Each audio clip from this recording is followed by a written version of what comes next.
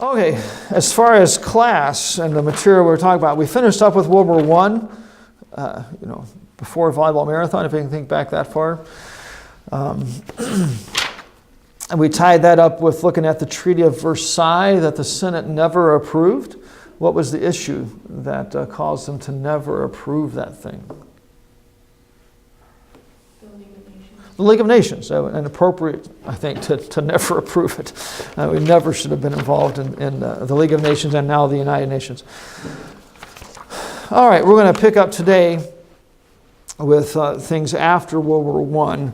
And we're not going to look at all today, but that time between the wars. We've got the 20's, Harding and Coolidge to look at as presidents. And then we'll get into the Great Depression and look at FDR and his just amazing response to the Depression. It's, things like we don't have enough food, so let's mow under the crops so that the price of crops is higher. Let's kill all the baby pigs so the cost of pork goes up. And, some things, hopefully you think, that really doesn't make any sense. And that really is the right way to think of it. But according to liberal ideology, and especially Keynesian economics, it was the appropriate response. Anyway, we'll look at it there. So, all right, today I want to start off by looking at two presidents. We'll look at Warren G. Harding, and then we'll look at Calvin Coolidge. They were the presidents through the 20's primarily. Once we get up to the Great Depression, we will look at Hoover a little bit. He's there from 29 through FDR. But Harding and Coolidge here. Harding first, he's president from 1921 to 1923. Somebody tell me something we already know about Harding.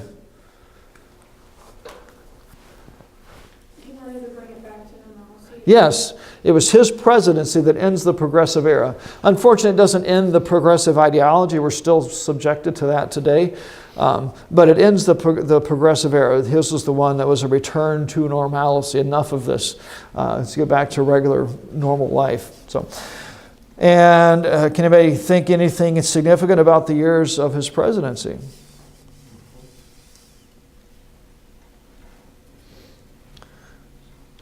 Two years, and that's a problem, right? Yeah, he doesn't survive all the way through. So, all right, Harding. I've got him split up like we've looked at other presidents: foreign affairs and domestic affairs. Not terribly long in either one, but just some things to mention. The first thing here under foreign affairs is the Washington Naval Conference.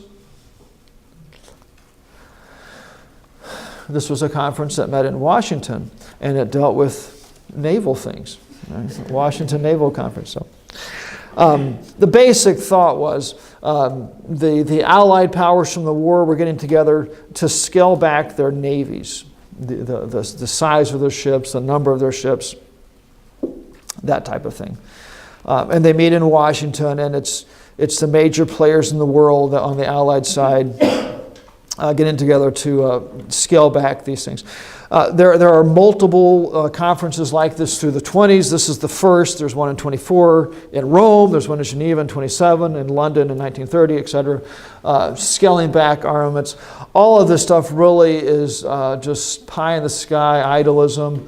It doesn't work in the real world. Be like people today say, if we could just be nice to everybody, then there'd be no more crime. And if we No. Criminals, they need to be confronted with force to stop them. So it's really a really bit idealistic and not realistic. But anyway, they meet together to do this. I bring it up here partly to mention that it's kind of idealistic and not very practical. A big part of that is based on the honor system. Just everybody came, said we're going to cut back, and there's nobody checking up on it. Completely on the honor system. And the other thing to bring it up, the only reason to bring it up, is it starts off in America. This is at least symbolic of America's growing power and prestige in the world. We saw in the Spanish-American War in 1898 us come on to the world scene really in a major way.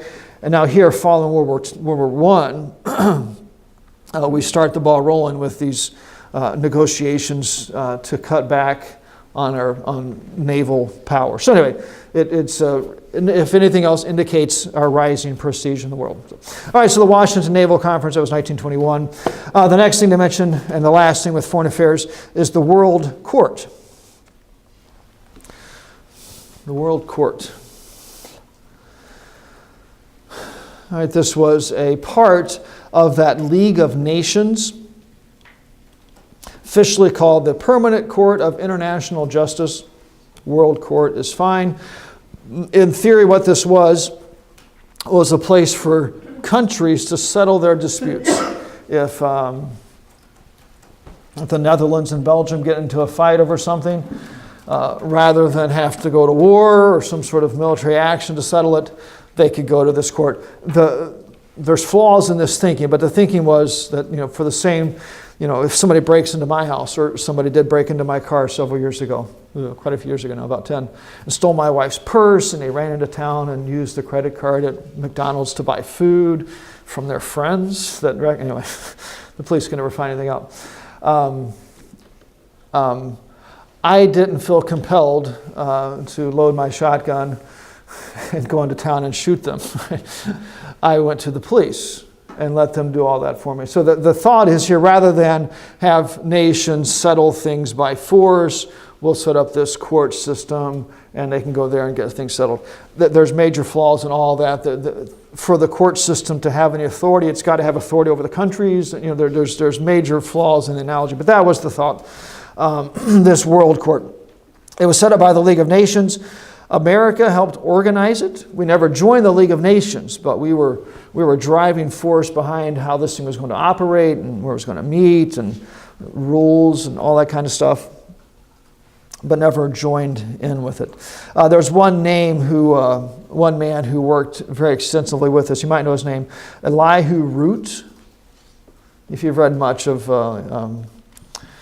Theodore Roosevelt's life and others, his name pops up in the Senate and other places. So anyway, he helped organize this World Court extensively. So at this point, it's just under the League of Nations, and we never join in. It essentially gets carried over into the United Nations, and we still have this same basic entity today, still just as useless and pointless, but it's still there. So. Okay, foreign affairs. Next is some domestic affairs with him.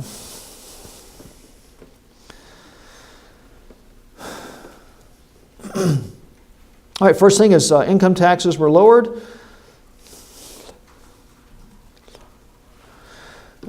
Income taxes were new at this point, but they were jacked up during the war. The top brackets are up to 73%, and those get cut down to 25%.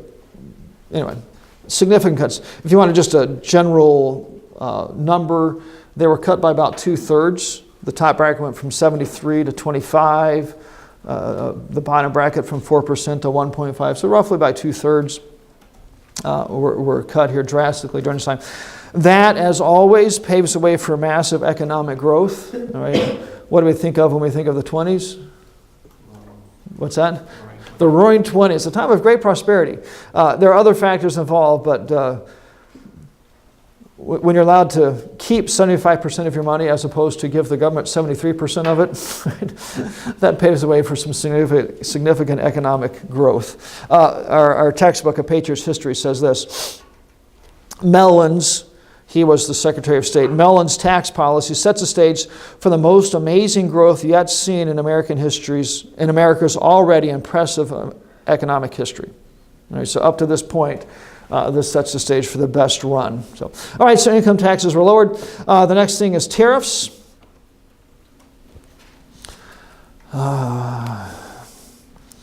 We've seen this come and go, but basically at this point there was a call for another high tariff. This is... I can understand the particular businesses that are getting protected calling for this, but for it to be a widespread call amongst everybody, it makes no sense. But anyway, there's a call for a high tariff. The basic thought was, or explanation was that during World War I, some American businesses were allowed to prosper, and they were selling all kinds of goods all over the world because Europe was there in the middle trying to kill themselves, and their factories weren't producing stuff. So these businesses begin to prosper and do really great and have no competition from overseas. Now the war's over, and they begin to have this competition from overseas. And these businesses are saying, hey, we can't have this anymore. We got to protect it. So that was the basic call for it. And in 1922, we get a reasonable, or it's not reasonable, a relatively, it is raised by about 10%. Goes from 27 to 38, roughly. It varied with product to product. We get the tariff being raised.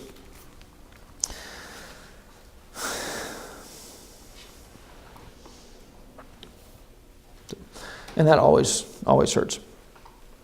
All right, the next thing is the Veterans Bureau. The Veterans Bureau. All right, we obviously had a large number of soldiers coming back from World War I, and this Veterans Bureau was set up to assist these guys. Medical problems, hospitals, rehabilitation, all kinds of things, which is very appropriate, and nothing at all wrong with that. We should take care of our soldiers. Even groups like the American Legion are formed at this point.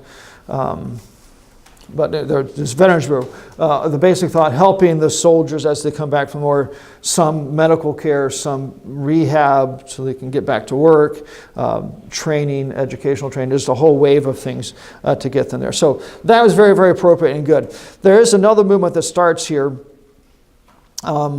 Starts in about 1924 or so, and it's called, eventually becomes known as the bonus bill. And what the basic thought was, people said that these soldiers who went to fight got less pay than they would have gotten as if they had stayed and worked in the factories. So they really had taken a pay cut to go fight in the war. So there was a call here to reimburse them for the lost wages that they would have gotten if they stayed. Okay? I found that to be true still today. Oh, I'm sure it is, yeah. At my rank, I was being paid to an equivalent of $6 an hour. Yeah. Oh, yeah, it is. But hopefully you didn't join the military to get rich. Don't do that. Ask Stephanie's dad. That really is true. But the change was here, they wanted them to be compensated, be like us going to you and say, all right, now for those years in the military, you could have made $10,000 more a year, so we're going to give you, Yeah, I didn't get a bonus. No bonus. Okay. These guys did. So anyway, there's this call for this bonus, this extra pay on top of what they already gotten. This thing gets vetoed by Harding, comes up again under Coolidge, gets passed over his veto in the next president. Comes up here initially under Harding. Okay. The story doesn't end there. We do get this bonus bill, but let me tell you the way the bill was set up, and then there's a whole other wave of things that come out of it. What this bill set up was that it gave each of these soldiers an insurance policy that would mature in 20 years. So it'd be like telling you, all right, 20 years from now, you'll get your $50,000, basically. That was the gist of it. You're going to get your money down the road at some point. So these guys here in 1924 are told, in 20 years, you'll get this bonus bill, the insurance policy will mature, and you can cash it in. Can't really think of anything that happens between 24 and 44. World War II, and prior to that even, the Great Depression. All right, so there's some major events that take place here. The one that's particular here is the Great Depression. When the Great Depression hits, these soldiers begin to demand to get paid right away. They didn't want to wait till 44. They wanted their money right now. All right, and it actually ends up in 1932, with about 20,000 men marching on Washington. It was called the Bonus Army, and they did organize themselves much like an army there in Washington, demanding to get paid right away. This does not end ugly with bloodshed and things in the street, but they are dispersed. It wasn't until FDR in 1936 that they cave in to these demands and they pay them. But at that point, they're dispersed. Some people like Patton, Eisenhower, and MacArthur were given the task of dispersing the crowds here. MacArthur was actually the lead officer in charge of dispersing this bonus army. So, all right, so the Veterans Bureau there, and then the bonus army, the bonus bill that culminates with this bonus army. All right, two more things to mention with his domestic affairs. The next one is he took steps to limit immigration.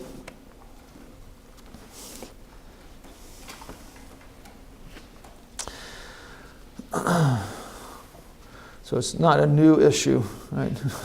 Labor unions were in favor of limiting immigration to limit the pool of workers so that they could demand higher wages. But anyway, he did limit that some. We have, and even at this point, had a very generous immigration policy. Really, if you look into immigrating to Mexico as a permanent resident sometime or some other country and look at the hoops they demand that you jump through. We've been very, very generous. But anyway, he did take some steps here to back down on the numbers of people coming in, which is not necessarily inappropriate. So, and then the last thing for him is he dies. August the 2nd, 1923 in San Francisco.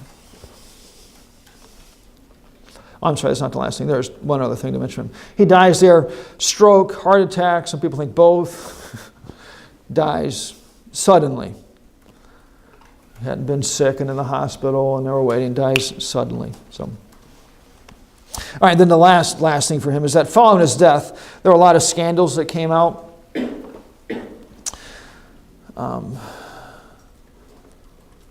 really, Harding not involved in any of them, but it did definitely put a cloud and a taint on his administration, these scandals. It was people that he appointed to run certain jobs that get involved in these scandals. The Veterans Bureau had some really ugly ones there. You can imagine the money that's flowing there, building hospitals, providing all this care for the soldiers, and that money getting funneled and stolen and different things. There's another one with called the Teapot Dome Affair. It had to do with oil and the reserves of oil that our government kept and selling that stuff off. So there's several significant scandals. All right, but him not really involved with them as people under him that had become corrupt. So Harding is that does come up, but he himself really was not personally involved. So. All right, questions on Harding? All right, let's go to Lawrence. What was the date of the bonus bill? Sorry. It passed in 1924. It came up under Harding prior to that, and then Coolidge, and then anyway, that's when they overrode his veto. All right, let's talk about Calvin Coolidge, the next president. He's there from 23 to 29, so he assumes office upon Harding's death, and then serves another term in his own right. One of our better presidents. All right, Calvin Coolidge.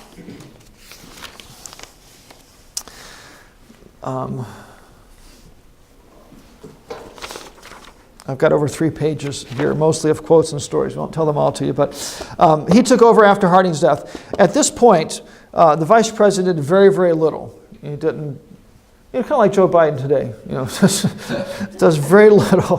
The president didn't give him really any significant jobs. He was actually, when Harding died, he was at home on his family farm in Maine, helping his dad prune trees, just working around the farm. He's the vice president. And then it gets word that the president died, and he's the president. All right. So he gets word in the middle of the night, and at 2:30 in the morning, his father swore him in as president. His father was the justice of the peace. So on their family Bible, he gets sworn in as president there in their old family house by a kerosene lamp at that point. This is 23 by the light of a kerosene lamp. So anyway, came from a small rural farm. Don't think of him as this backwoods bumpkin. He became a lawyer, and he was very well educated, but started in a very small place. And a very, very good president. Let me just read you some stories and quotes here real quick, and then we'll get to a couple of points about him. So, when he got married, he had 52 pairs of socks that needed mending. All right, his wife asked if he got married to get his socks fixed, and his response was, "No, but I find it mighty handy." All right, this is in 1910 when he was in the Vermont Senate. He said, "It's much more important to kill bad bills than to pass good ones." I wish we had people in Congress with that mindset. It's a quote by him: "The people cannot look to legislation generally for success." There's more to the quote, but just think of it. I mean, if your whole goal in life is, I've got to get Congress to pass this certain law so that I can succeed, you're in a bad way. All right, the people cannot look to legislation generally for success. Industry, thrift, character are not conferred by act or resolution. Government cannot relieve from toil.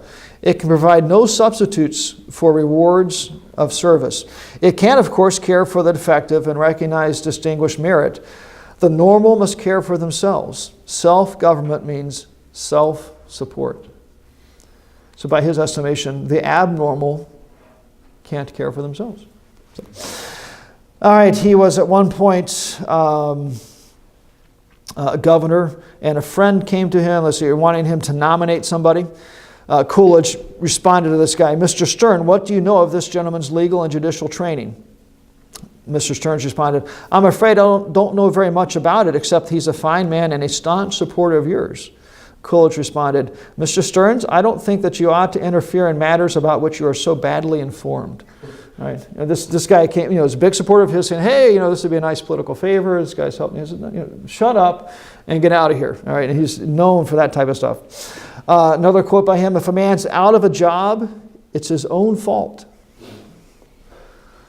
It's not racism. It's not prejudice. It's his own fault.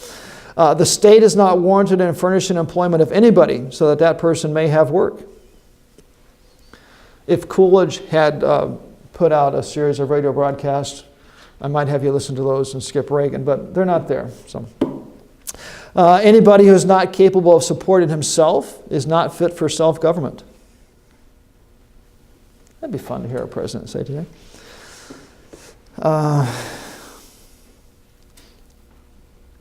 While he was governor, there was a big issue with the police and a riot and different things. And this is him later talking about that. "I understood perfectly that my attitude in the police matter greatly endangered what at the time appeared to be my certain election. What I did then had to be done. It was of no consequence It was of no more consequence than my success at the polls. I should not have done otherwise had I known that I would bring about my certain defeat." I have never been hurt by anything I did not say. Somewhere there, he was once at a dinner party, and some woman came to him and wanted to make a bet with him that she can get him to speak more than 2 words. And Stephanie, smiling, his response was, "You lose," and he never spoke again for the whole night. He won the bet. So, all right. So Coolidge, very, very interesting man, very good president. All right. Several points about him. I have foreign and domestic affairs, but before that, I have one point I'd like you to write down. Coolidge had a reputation of integrity and old-fashioned values. He was just, even people of that day looked at him and said, "This is just an old-fashioned, honest man."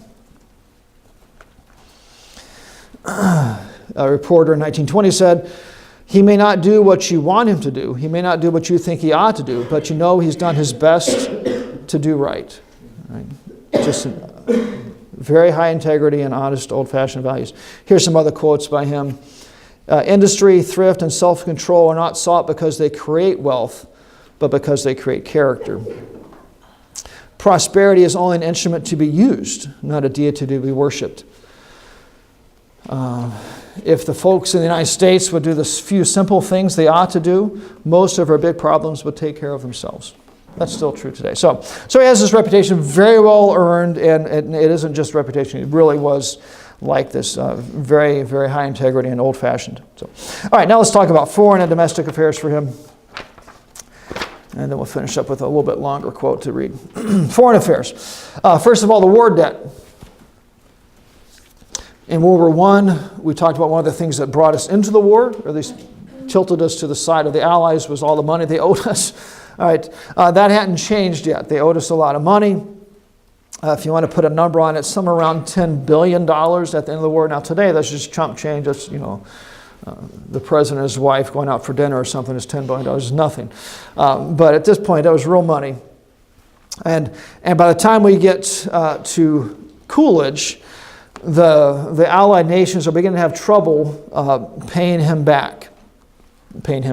America back, wasn't in particular. So there began to be negotiations. These nations wanted to get out of some of the debt. Eventually, in 1922, the debt is rearranged and the interest is reduced and the payment stretched over 62 years. A 62-year mortgage on your house or something. But anyway, so the payments were renegotiated in 22. And then as we get into the Depression, as we go through the 20s, and definitely by get to the Depression, these countries fall further and further behind. And eventually, only one nation pays us back completely. And I thought I had it here. I can't remember the nation offhand. Only one nation pays us back eventually. This does have a significant effect in Germany. Right? The treaty said that Germany was supposed to pay back all this money to the Allied nations, and then they were going to take that money that Germany paid them and repay us.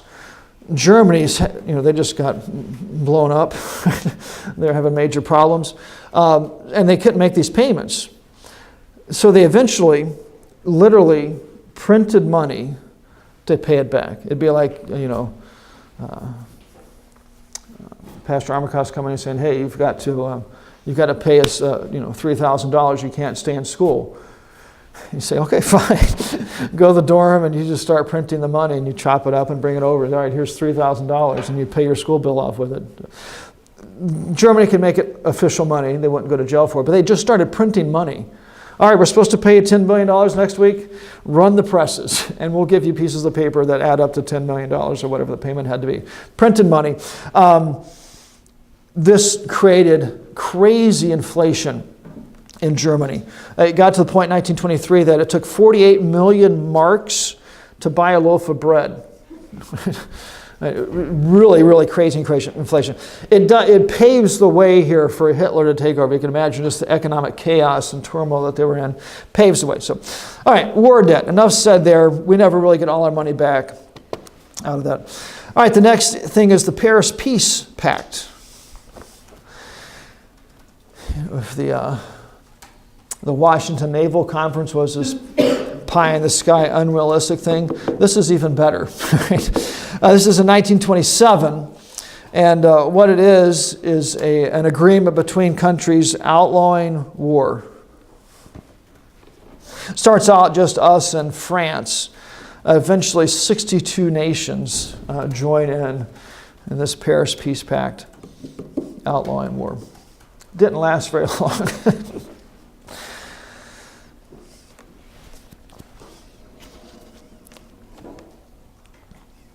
All right, let's go on to his domestic affairs.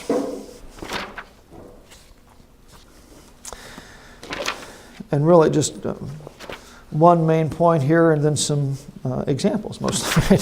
The main point for him is he believed in small government and free enterprise. And it was more than words. He really did believe it and put it into practice against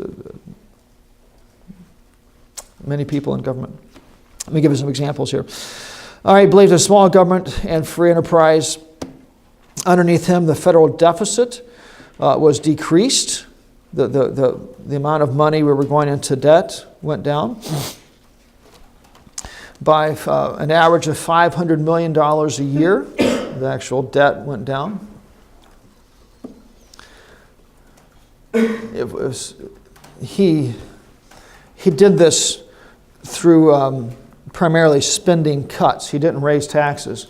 He cut spending. Him and Mellon, the guy that was quoted before, would meet, and they would go through agencies and slice budgets and trimmed money out. So anyway, cut the actual debt that we were going into.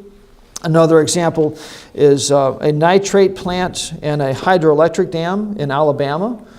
These, during the war, the nitrate plant had been built to help build munitions for the war, and then a hydroelectric dam there to provide power. After the war, there was a call by people in Congress to keep these things and have the government run them. Can anybody tell us what it's called when the government runs industries? trouble. Okay, yes. One person is? Socialism. And it's Bernie Sanders right there. Socialism. Okay, anyway, and there's this call for this. He vetoes it twice to prevent this. It eventually gets revived and incorporated into the New Deal, right, that beautiful thing. But anyway, he was directly against it. Another example, 1924, there was a bill that made it through Congress that regulated the price of farm goods. I need to get a bill regulating the salary of principals or something. It needs to be higher, I think. But, all right, regulated price of farm goods. What had happened is during the war, all of Europe was busy trying to kill themselves and their food production had plummeted. So it was a bonanza for the farmers in America. They could grow as much as they wanted and ship it over there, and their prices went up. There was a heyday. After the war, things go back to normal, and prices begin to come back down. And these farmers began to scream and cry, say, we can't make a profit. And they always go to the extreme of, well, if all the farmers go bankrupt, then everybody's going to die of starvation because there'll be nobody growing food. That's completely ridiculous. But they run to that extreme. So anyway, that was a call here to keep the price of these farm goods up. And he vetoes this thing 2 different times. What it wanted to do was set up a program where the government, if there was too much grain or a certain commodity on the market, they would buy up a bunch of it to keep the price high.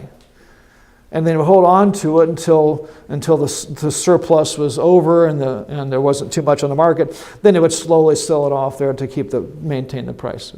Absolutely, completely not the job of the government, and Coolidge here vetoes it twice to prevent it. We eventually get that. We have that today, all right, but eventually he stopped it. All right, another example is in 27.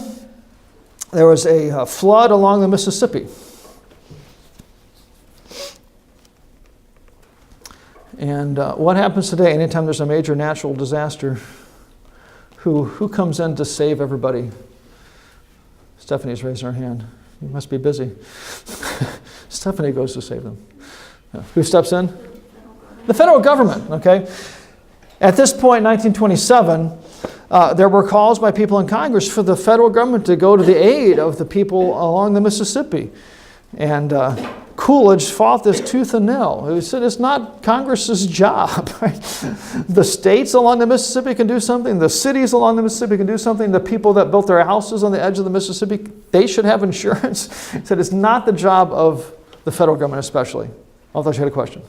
So can you imagine, next time there's a hurricane that smashes maybe Tampa, Florida or something, the president getting up and saying, man, whew, hope you guys had insurance, because that sure destroyed a lot of houses down there. But the federal government has no business being involved in that. And Coolidge held the line. That'd be fun to watch. And then watch all of the liberal news commentators, their head blowing up about, it'd be fun to watch. All right, the point is, he believed in small government and free enterprise. And it was more than just rhetoric to him. He actually put it to practice against a lot of opposition. All right, let me finish up with Coolidge by reading you a quote. This is him writing. The American Revolution was preceded by the great religious revival of the middle of the 18th century, which had its effect both in England and in the colonies. When the common people turned to the reading of the Bible, when they were stirred by a great revival, the way was prepared. It was because religion gave the people a new importance and a new glory that they demanded a new freedom and a new government. We cannot, in our generation, reject the cause, which he's saying was the Great Awakening, and retain the result. If the institutions they adopted are to survive, if the governments which they founded are to endure, it will be because the people continue to have similar religious beliefs. It is idle to discuss freedom and equality on any other basis. It is useless to expect substantial reforms from any other motive. And he goes on. At the end he says, it is these beliefs, these religious convictions that represent the strength of America, the strength of all civilized society. It is righteousness alone which exalteth the nation. So, especially if you think of the progressive philosophy that said there's nothing to learn from the founding fathers, he's very actively fighting against that, pointing to the religious foundation that was established, that America was built on. And if we strip that out, the religion of the founding, not just general religious foundation, he's saying the religion that the founders had, if that gets stripped out, then there's no hope for America. We're getting the chance to live through that today. Okay, Calvin Coolidge. Questions on him? Very, very good president.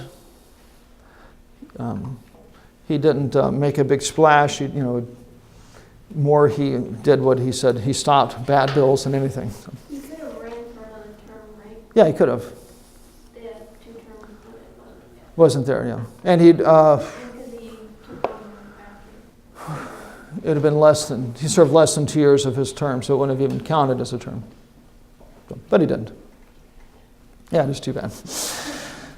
All right, so let's at least look at one more thing here. We've got Harding and Coolidge to be presidents. Now let's talk about just the Roaring Twenties in general. A little bit there. We've got to hurry up and get to the Great Depression.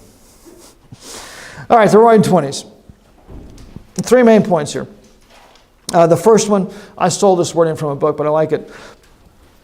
First point, monetary prosperity caused people to engross themselves in frivolity. It was a time of great prosperity, and we get out of that a lot of just frivolous foolishness, entertainment, all kinds of things there. Let me give some examples of types of things we get here. The first public radio stations opened in 1920. Coolidge actually had a very good voice for the radio, whatever the characteristics are for that. His was very good. Motion pictures become popular. Initially silent films. And then in time, the theaters began to get wired for sound. Right. Jazz. I've heard jazz music, but does that fit? I guess if it's rock music, it'd be jazz music. So, jazz music develops. That's a particularly American style. It also was a time of all kinds of crazy fads.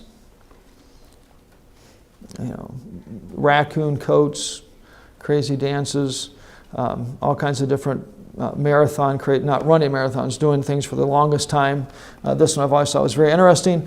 A man set the record for sitting on top of a flagpole, 23 days and 7 hours. Anybody? I think they're standing up. Anybody want to challenge that? So that type of, setting long as this, long as that, all kinds of things. So lots of fads along that sense. So, and then there was also a time of the golden age of sports, it's called sometimes. All kinds of boxing, Babe Ruth, horse racing, all kinds of sports. We saw in the late 1800s sports starting to be a spectator thing much more, and we get that accelerated here. So monetary prosperity gives us all this entertainment and frivolity. So, all right, second main point is a decline in the family. Decline in the family. We see major damage done to the family structure here. First thing to mention is the term flapper. Any of you guys know what a flapper is? Close.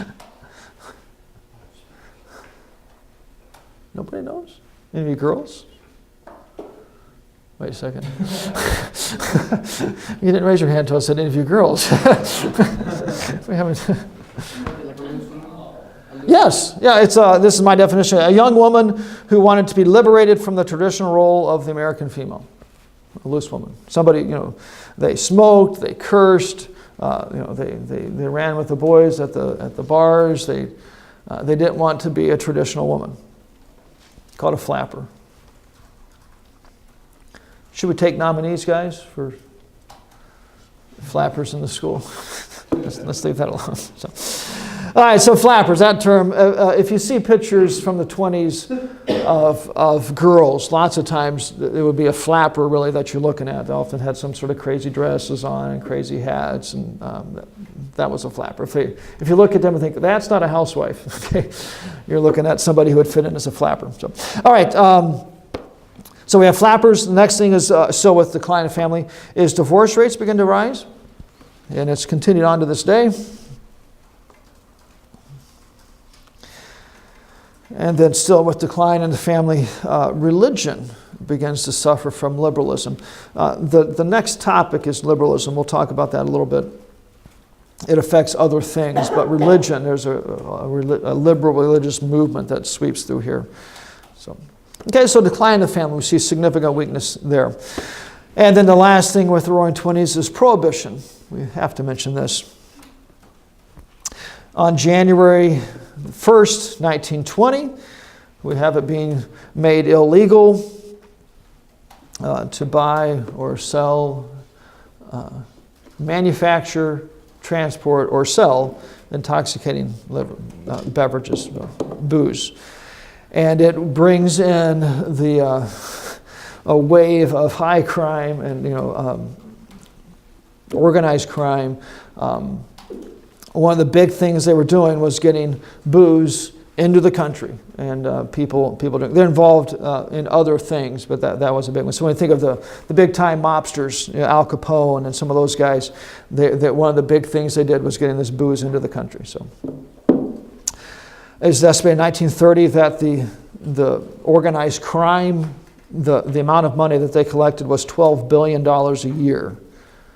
If you think of Coolidge being able to cut $500 million out of the debt each year, for them to collect $12 billion, it's a significant amount of money. So anyway, it leads to this wave of organized crime. They were already there, and they're still there, but it gave them a major avenue to make a lot of money with the booze. So prohibition. All right, last thing. And I think we can finish this up today. Let's talk about liberalism. My last class, I was out of sync and dismissed them 15 minutes early. So I might just go over for you guys to balance. I'm kidding. We've got 12 minutes here. We can do this. Liberalism. I've got this split up into three different pieces. The first is religious liberalism, and then we'll talk about new thought patterns, and then the last is Darwinism. Religious liberalism. Basically, we get a liberal religious movement. So the main point there is the gospel of moderation. There began to be a wave of people who didn't just believe the old-fashioned doctrines of the Bible and began to question all kinds of stuff. This is much wider spread than America. It comes out of Germany and Europe, much wider spread. But just instead of believing the old-fashioned gospel, they began to question it. Began to question whether Jesus was God. We saw some of that Sunday night. If he physically rose from the dead. So a lot of this liberalism there. A particular name you might want to put, or term, is a social gospel. People began to stress that the primary purpose of the gospel was to reform society. It's a social thing. Oh yeah, sure, you don't go to hell, you go to heaven, but we've got to focus on reforming society, not just the spiritual and religious side of that. So I met a man in Gary years ago who was just flabbergasted. Now, he was very sincere. He actually moved, it'd be the 500 block of Buchanan, I think. A couple blocks east of the McDonald's there on 5th Street, if you're in Gary, where there used to be a Burger King years and years ago. Anyway, he moved there because he felt, as a Christian in some sense, he needed to go there and help reform society. So it was very, very sincere. But he almost got mad at me when I said, well, primarily I want to tell these kids how to get saved and go to heaven. Sure, I want to help them get a job and other things, but I'm concerned about their souls. He says, how could you do that? Right? But he had bought this social gospel thing, that we're primarily there to reform society and help poor people and all those things, which we should do.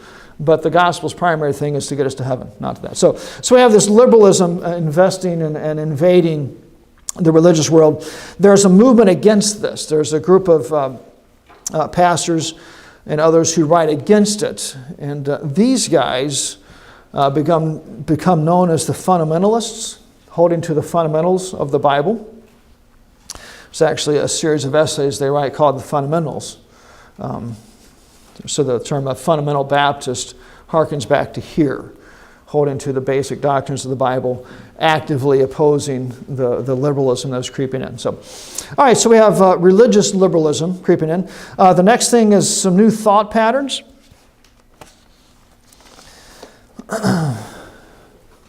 The first is a general statement, and then we'll look into particulars.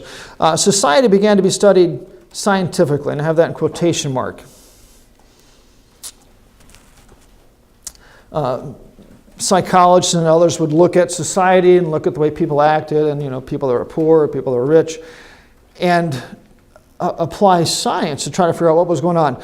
Instead of looking at people and saying, the Bible says they have a sin nature and it's going to cause them to get involved in crime and other things, and look into that explanation, they began to try to scientifically approach it. And by that, directly not looking to God in revelation, looking purely at science. So we have this scientific approach, a false science. So if you're not going to recognize God in your scientific approach, then you're missing the boat. So that begins to happen. We get out of that several things.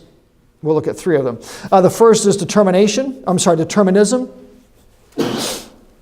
Determinism. Basic thought here is that man's actions are a result of causes outside of his will.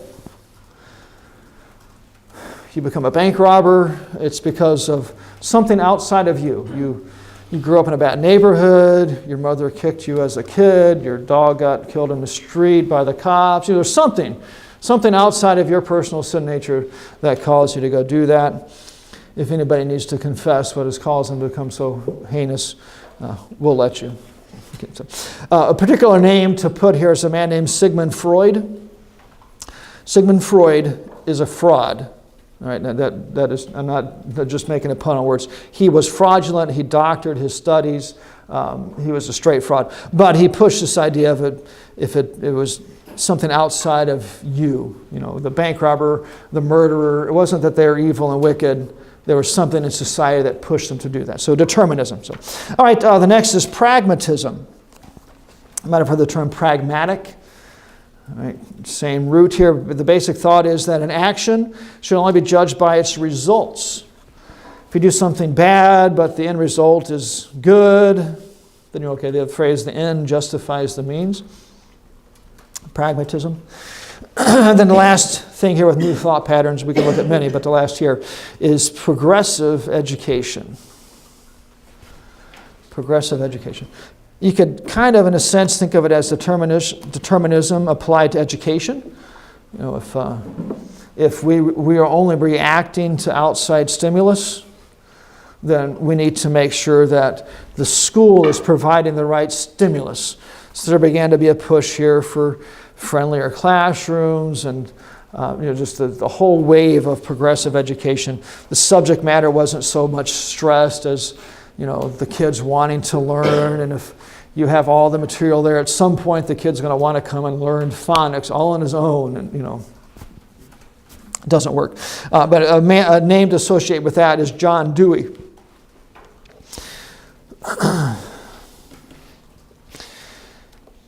He said this: God is the work of human nature, imagination, and will. Just something we created.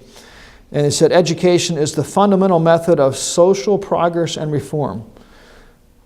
He actively saw and then actively pursued education as a way to reform society. He taught at a teacher's college, so he's able to influence many, many teachers, and they take his ideas and run with them. So progressive education comes out. So new thought patterns. All right, last thing we need to talk about is Darwinism, evolution. And a particular trial that comes up here in the 20's. But evolution, I think we know what that is. It becomes increasingly more popular. If you're going to not acknowledge God, you have to somehow explain how we get here. How did everything get? How did we get trees? At some point, where did all that begin? And evolutionists cling in blind faith to evolution because they cannot acknowledge God. As soon as you acknowledge God, their whole framework of thinking falls apart. All the liberal ideas, everything falls apart because there's a God, and what He says is absolutely true.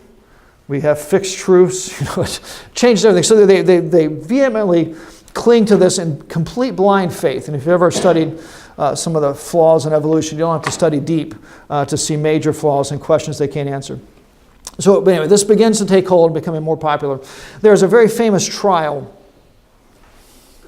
Scopes trial. It takes place in 1925. The guy who was on trial was a man named John Scope. And he had broken the law in Tennessee. What the law said you could not teach evolution or creationism. They were supposed to just completely avoid the issue, which to me kind of, not teach either one.